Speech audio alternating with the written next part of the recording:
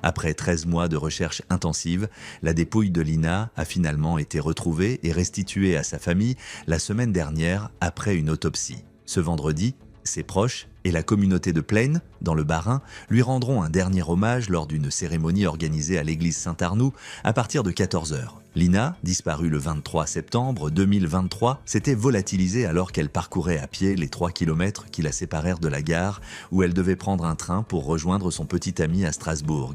Le décès de la jeune fille, survenu dans des circonstances tragiques, a bouleversé son village et suscité un immense élan de solidarité. L'avis de décès publié mardi dans les dernières nouvelles d'Alsace témoigne de la profonde tristesse de ses proches. Nous avions tant de choses à partager, tant de projets, mais le destin en a voulu autrement. Peut-on y lire ? La famille a tenu à remercier la section de recherche de Strasbourg et tous les gendarmes ayant œuvré pour retrouver Lina, ainsi que les nombreuses personnes ayant apporté leur soutien. La cérémonie religieuse, ouverte au public, sera suivie en direct par des haut-parleurs disposés à l'extérieur de l'église, mais les avocats de la famille ont exhorté chacun à respecter la solennité de ce moment et la douleur de la famille.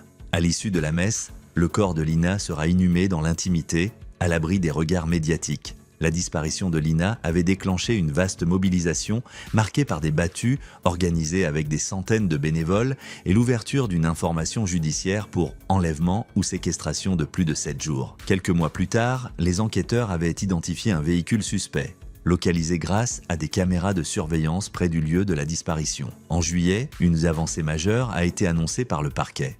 Le profil génétique de Lina avait été détecté dans un véhicule retrouvé près de Narbonne. Samuel Gonin, un homme de 43 ans sans casier judiciaire, avait été identifié comme le conducteur de cette voiture volée. Cependant, l'enquête s'est vue brutalement interrompue par le suicide de Samuel Gonin en juillet dernier à son domicile de Besançon, laissant de nombreuses questions sans réponse. Les efforts des enquêteurs se sont alors intensifiés dans l'espoir de localiser Lina, jusqu'à ce que son corps soit découvert dans un cours d'eau à Sermoise-sur-Loire, dans la Nièvre, à près de 500 km de plaine. Les résultats de l'autopsie, qui pourraient éclairer les circonstances exactes de son décès, n'ont pas encore été rendus publics et devraient être révélés si la jeune fille a été victime de violences.